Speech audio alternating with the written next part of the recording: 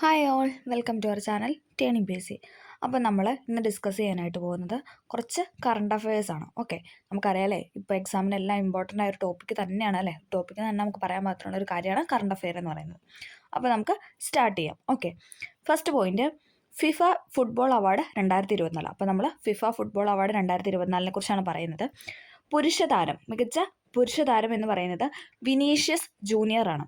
Okay, Vinicius junior ആണ് FIFA football 2024 പുരുഷ താരം. മികച്ച പുരുഷ താരം എന്ന് പറയുന്നത് വിനീഷ്യസ് ജൂനിയർ ആണ്. ഓക്കെ, മികച്ച വനിതാ താരമാണ് ഐറ്റാന ബോൺമതി. ഇത് ഇമ്പോർട്ടൻ്റ് ആണ്. ഐറ്റാന ബോൺമതിയാണ് മികച്ച വനിതാ താരം. മികച്ച പുരുഷ താരം വിനീഷ്യസ്, മികച്ച വനിതാ താരം ഐറ്റാന ബോൺമതി. ഇനി മികച്ച പുരുഷ പരിശീലകനാണ് കാർലോ ആൻസലോട്ടിയാണ് മികച്ച പുരുഷ പരിശീലകൻ. നമ്മളിപ്പോൾ പറയുന്നത് ഫിഫ ഫുട്ബോൾ അവാർഡ് 2024 മികച്ച പുരുഷ താരം വിനീഷ്യസ് ജൂനിയർ, മികച്ച വനിതാ താരം ഐറ്റാന ബോൺമതി, മികച്ച പുരുഷ പരിശീലകനാണ് കാർലോ ആൻസലോട്ടി. ഓക്കെ, മികച്ച വനിതാ കോച്ചാണ് എമ്മ ഹേസ്. മികച്ച പുരുഷ ഗോൾ കീപ്പറാണ് എമിലിയാനോ മാർട്ടിനസ്. ഇമ്പോർട്ടൻ്റ് ആണ്. മികച്ച പുരുഷ ഗോൾ കീപ്പറാണ് എമിലിയാനോ മാർട്ടിനസ് എന്ന് പറയുന്നത്. ഒന്നും കൂടെ പറയാം. പുരുഷ താരം എന്ന് പറയുന്നത് വിനീഷ്യസ് ജൂനിയർ, മികച്ച വനിതാ താരമാണ് ഐറ്റാന ബോൺമതി, മികച്ച പുരുഷ പരിശീലകനാണ് കാർലോ ആൻസലോട്ടി, മികച്ച വനിതാ കോച്ചാണ് എമ്മ ഹേസ്, മികച്ച പുരുഷ ഗോൾ കീപ്പറാണ് എമിലിയാനോ മാർട്ടിനസ്. ഇനി മികച്ച വനിതാ ഗോൾ കീപ്പർ ആരാണ്? അലീസ നൈഹർ ആണ്. മികച്ച പുരുഷ ഗോൾ കീപ്പർ ചോദിച്ചാൽ എമിലിയാനോ മാർട്ടിനസും, വനിത ചോദിച്ചു കഴിഞ്ഞാൽ അലീസയാണ്. ഓക്കെ, ഫിഫ പ്രസിഡന്റ് ജിയാനി ഇൻഫെന്റിനോ ആയിരുന്നു. ആരാണ് ഫിഫ പ്രസിഡന്റ് എന്ന് പറയുന്നത്? ജിയാനി ഇൻഫെന്റിനോ. നമുക്കൊന്നും കൂടെ ഒന്ന് പറയാം. മികച്ച പുരുഷ താരം വിനീഷ്യസ് ജൂനിയർ, മികച്ച വനിതാ താരം ഐറ്റാന ബോൺമതി, മികച്ച പുരുഷ പരിശീലകനാണ് കാർലോ ആൻസലോട്ടി, മികച്ച വനിതാ കോച്ചാണ് എമ്മ ഹേസ്, മികച്ച പുരുഷ ഗോൾ കീപ്പറാണ് എമിലിയാനോ മാർട്ടിനസ്, മികച്ച വനിതാ goalkeeper Alyssa Naeher, FIFA president Gianni Infantino. Okay, നമ്മൾ അടുത്ത പോയിന്റിലോട്ട് പോവാണ്. അടുത്ത പോയിന്റാണ്, ജലപാതയിലൂടെയുള്ള ചരക്ക് നീക്കം വർദ്ധിപ്പിക്കാനായിട്ട് സർക്കാർ ജലവാഹക് എന്ന പദ്ധതി ആരംഭിച്ചു.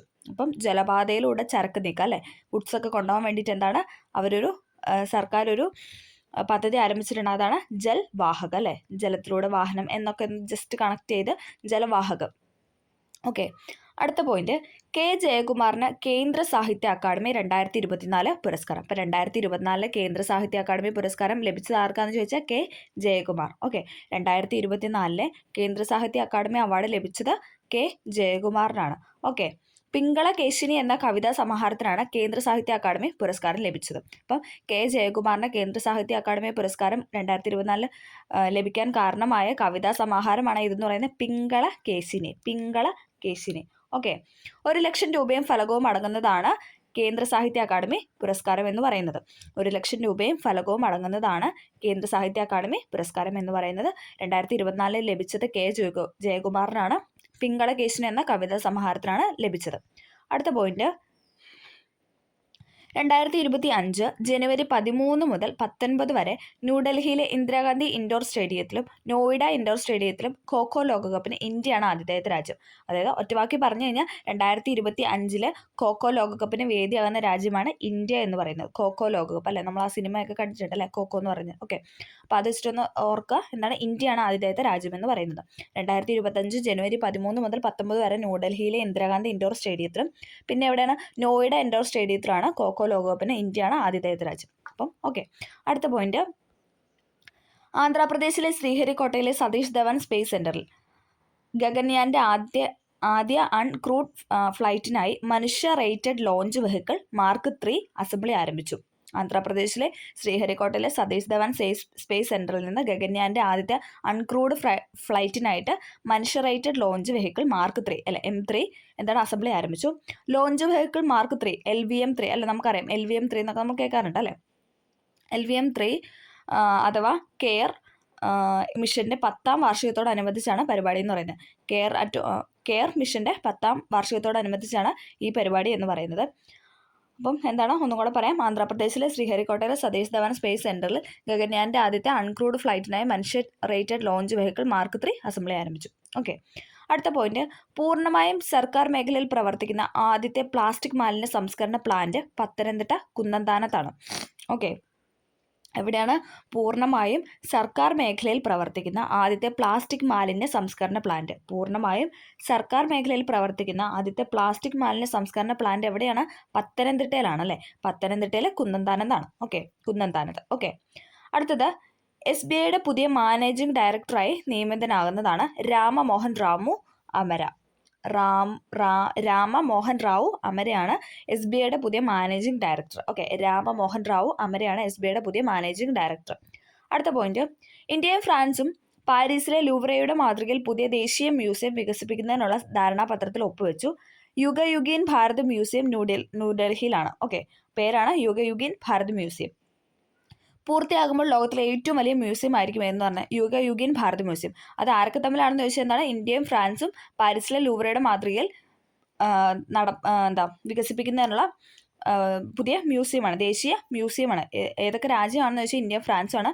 പേരെന്ന് പറയുന്നത് യുഗയുഗീൻ ഭാരത് മ്യൂസിയമാണ്. എവിടെയാണെന്ന് ചോദിച്ചാൽ ന്യൂഡൽഹിയിലാണ്. ഓക്കെ, അപ്പം അത് പൂർത്തിയായി കഴിഞ്ഞാൽ എന്താണ്? ലോകത്തിലെ ഏറ്റവും വലിയ മ്യൂസിയം ആയിരിക്കും എന്തെന്ന് പറയുന്നത് യുഗയുഗീൻ ഭാരത് മ്യൂസിയം എന്ന് പറയുന്നത്. ഇന്ത്യയും ഫ്രാൻസും ആണെന്നൊന്ന് കണക്ട് ചെയ്ത് വെക്കാം. അടുത്ത പോയിന്റാണ്, ഇന്ത്യൻ ബഹിരാകാശ യാത്രികരെ അന്താരാഷ്ട്ര ബഹിരാകാശ നിലയത്തിലേക്ക് കൊണ്ടുപോകാൻ AXIOM 4 ദൗത്യം ഒരുങ്ങുന്നു. AXIOM 4 ദൗത്യം എന്താണ്? ഇന്ത്യൻ ബഹിരാകാശ യാത്രികരെ അന്താരാഷ്ട്ര ബഹിരാകാശ നിലയത്തിലേക്ക് കൊണ്ടുപോകാനായിട്ട് ഒരുങ്ങുന്നു എന്നാണ് പറയുന്നത്. അന്താരാഷ്ട്ര ബഹിരാകാശ നിലയത്തിലേക്കുള്ള 4ാമത്തെ സ്വകാര്യ ബഹിരാകാശ യാത്രിക ദൗത്യമാണിതെന്ന് പറയുന്നത്.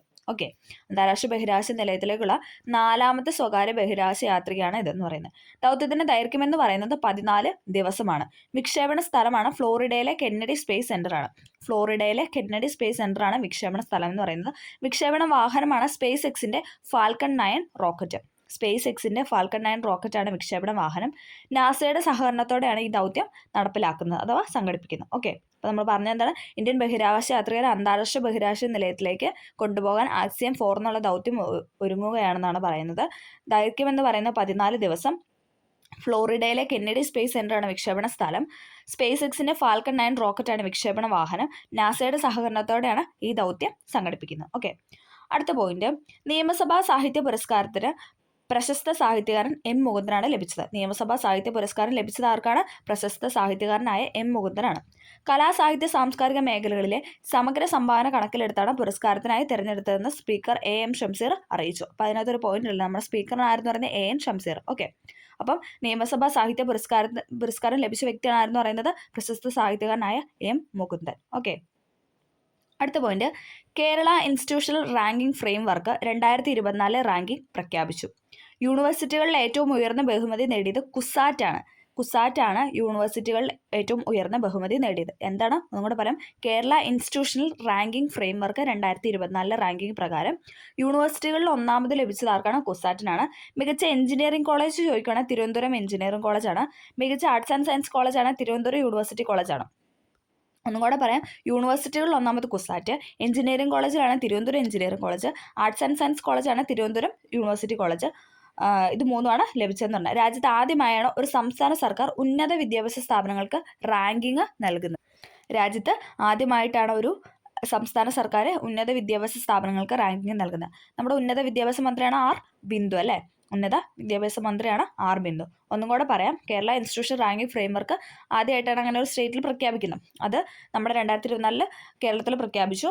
അത് നോക്കുകയാണെങ്കിൽ യൂണിവേഴ്സിറ്റിയിൽ ബെസ്റ്റ് യൂണിവേഴ്സിറ്റി ചോദിക്കുകയാണെങ്കിൽ അത് കുസാറ്റാണ്. ഇനി എഞ്ചിനീയറിംഗ് കോളേജാണ് തിരുവനന്തപുരം എഞ്ചിനീയറിംഗ് കോളേജാണ്. ആർട്സ് ആൻഡ് സയൻസ് കോളേജാണ് തിരുവനന്തപുരം യൂണിവേഴ്സിറ്റി കോളേജാണ്. ഈ 3 കോളേജിനാണ് എന്തെന്ന് പറയുന്നത് അവാർഡുകൾ ലഭിച്ചത്. അടുത്ത പോയിന്റ്, 29ാമത് കേരള അന്താരാഷ്ട്ര ചലച്ചിത്രമേളയ്ക്ക് സമാപനം. ഫെമിനിച്ചി ഫാത്തിമയും ചിത്രത്തിന് സംവിധായകൻ ഫാസിൽ മുഹമ്മദും അവാർഡുകൾ വാരിക്കൂട്ടി. അന്താരാഷ്ട്ര മത്സര വിഭാഗത്തിൽ പ്രദർശിപ്പിച്ച ചിത്രങ്ങളിൽ നിന്നും ഏറ്റവും മികച്ച ചിത്രത്തിനുള്ള പ്രേക്ഷക പുരസ്കാരം ഫെമിനിച്ചി ഫാത്തിമയ്ക്ക് ലഭിച്ചു. ഓക്കെ, മേളയിൽ മികച്ച ചിത്രത്തിലുള്ള സുവർണ ചകോരം പെഡ്രോ ഫ്രെയറുടെ മാലു സ്വന്തമാക്കി.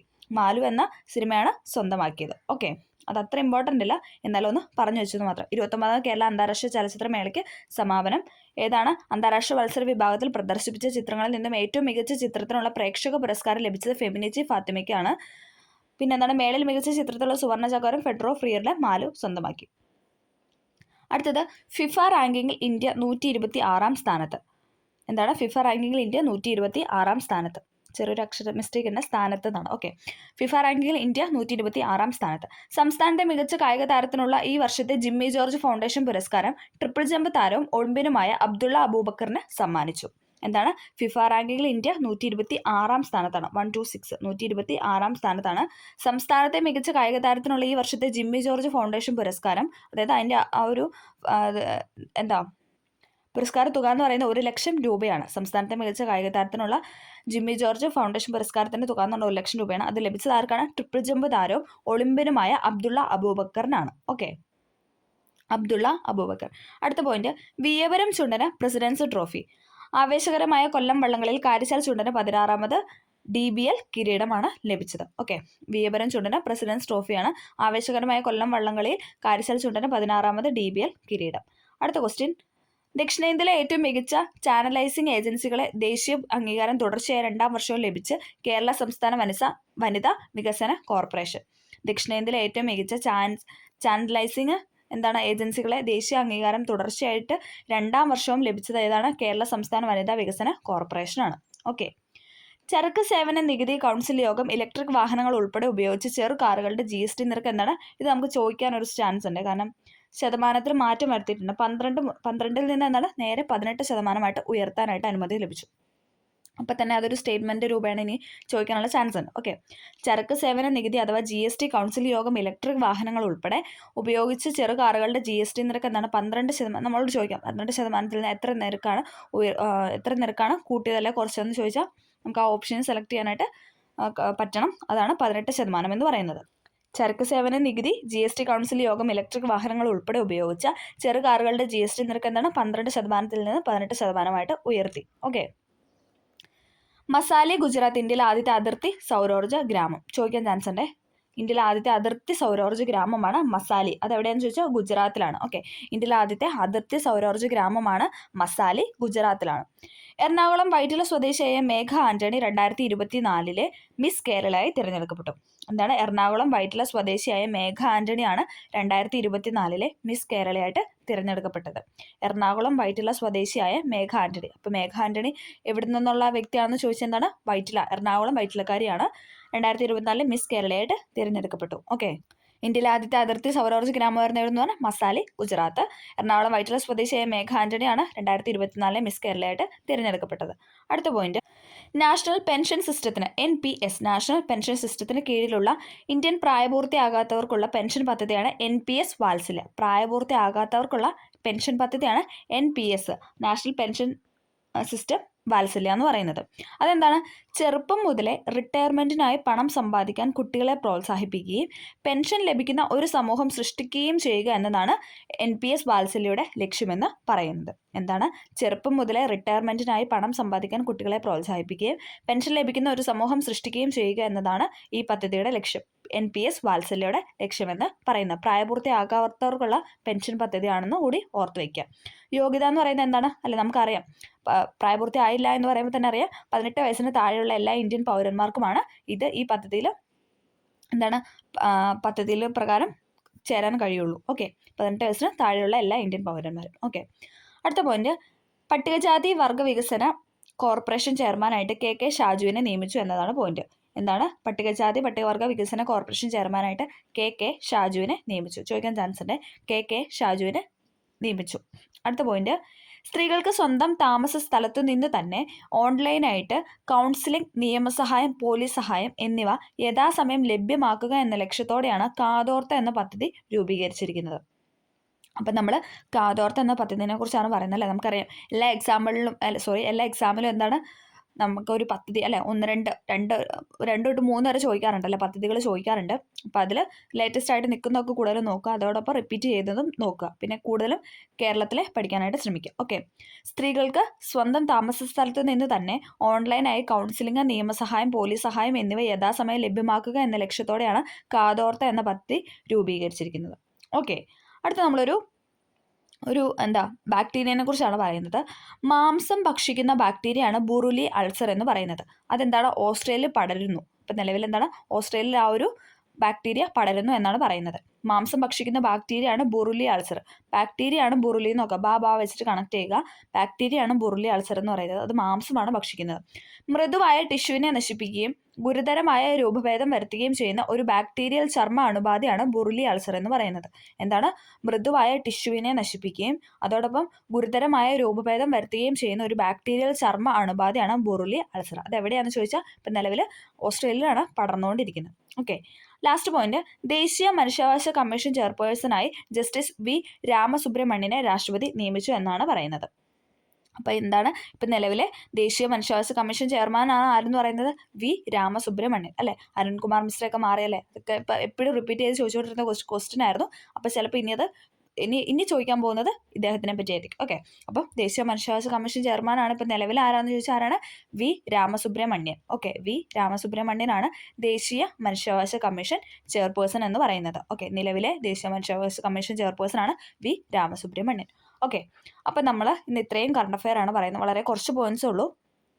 റിപ്പീറ്റ് ചെയ്ത് പറഞ്ഞുകൊണ്ടാണ് ഇത്രയും ടൈം എടുത്തത്. ഓക്കെ, അതെല്ലാവർക്കും ഒന്ന് അല്ലേ, എല്ലാവരും കേട്ട് പഠിക്കുന്നതാണ്. അപ്പോൾ അതുകൊണ്ട് വീണ്ടും കേട്ടാലാണ് പഠിക്കത്തുള്ളൂ എന്ന് ഉള്ളതുകൊണ്ടാണ് റിപ്പീറ്റ് ചെയ്ത് പറഞ്ഞത്. അപ്പോൾ എല്ലാവർക്കും വീഡിയോ ഹെൽപ്ഫുൾ ആയെന്ന് വിചാരിക്കുന്നു. ഹെൽപ്ഫുൾ ആയെങ്കിൽ ഒന്ന് ലൈക്ക് ചെയ്ത് സപ്പോർട്ട് ചെയ്യുക. അപ്പോൾ ഓക്കെ, താങ്ക്